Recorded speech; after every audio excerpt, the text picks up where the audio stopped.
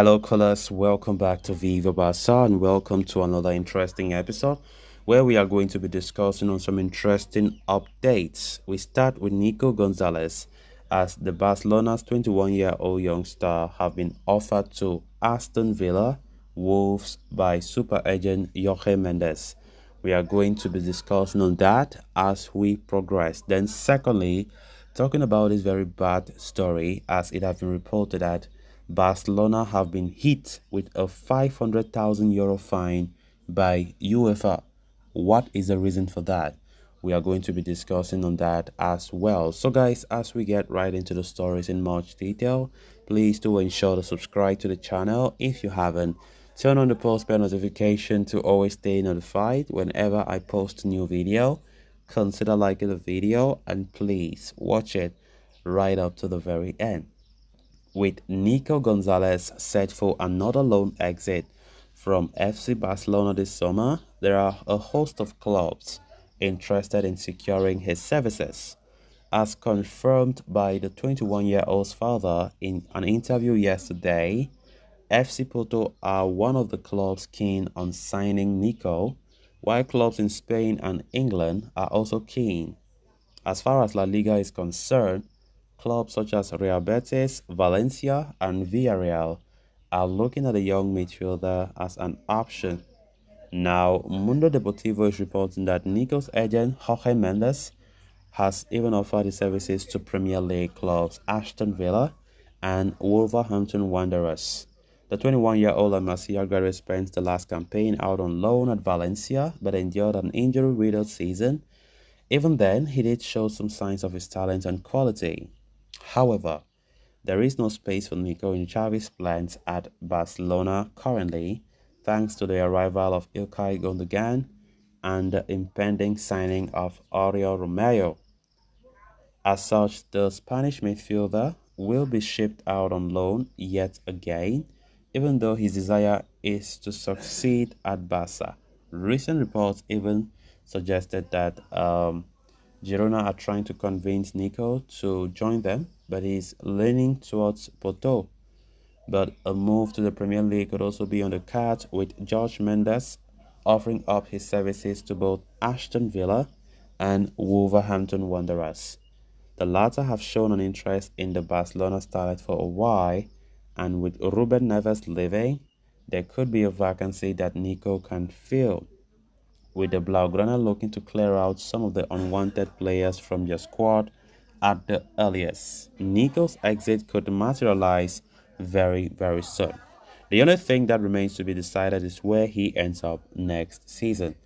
Of course, Nico is one of those players that, as we all know, have been linked with an exit. His father yesterday even spoke about his future candidly in an interview, that Nico doesn't lack destinations. He even named some clubs, including Porto in Portugal, showing strong interest, as well as clubs in Premier League and Spain. Of course, this is a guy, talking about Nico, is a guy that, some members of the coaching staff have even been advising Xavi Hernandez to give him some trust.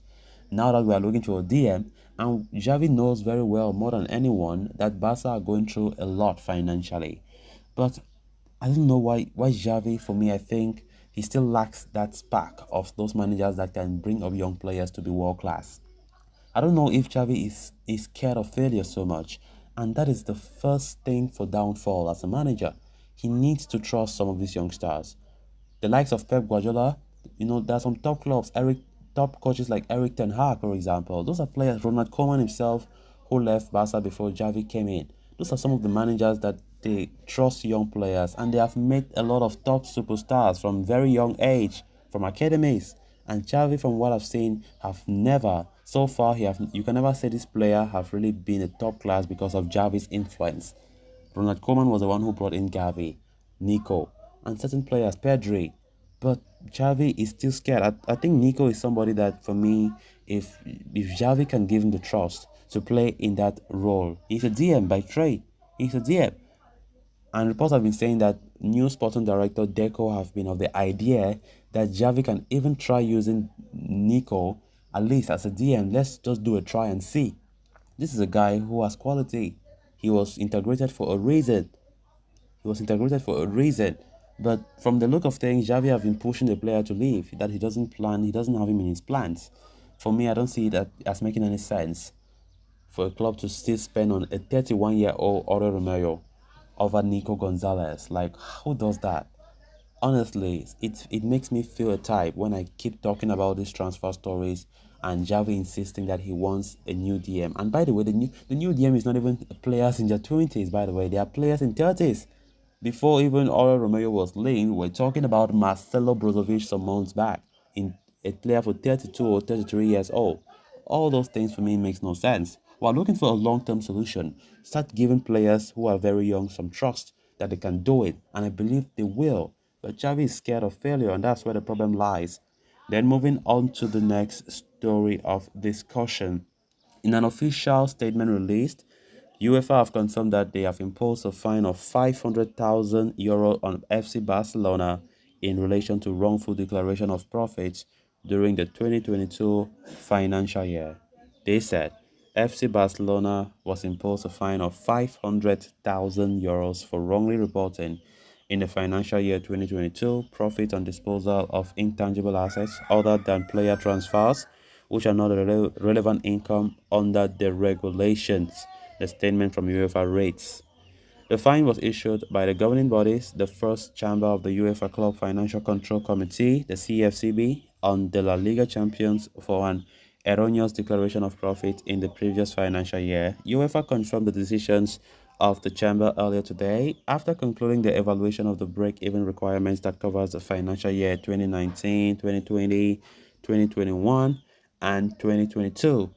Mundo Deportivo reports that Barca intend to appeal against that fine with the governing body's appeals committee and would even be willing to take the matter to Court of Arbitration of Sport, the CAS, as a last resort. It must be noted that the fine is in no way related to the Negreira case and UEFA's investigation into the matter, and there will be no implications on Barca's involvement in the UEFA Champions League for the upcoming season either.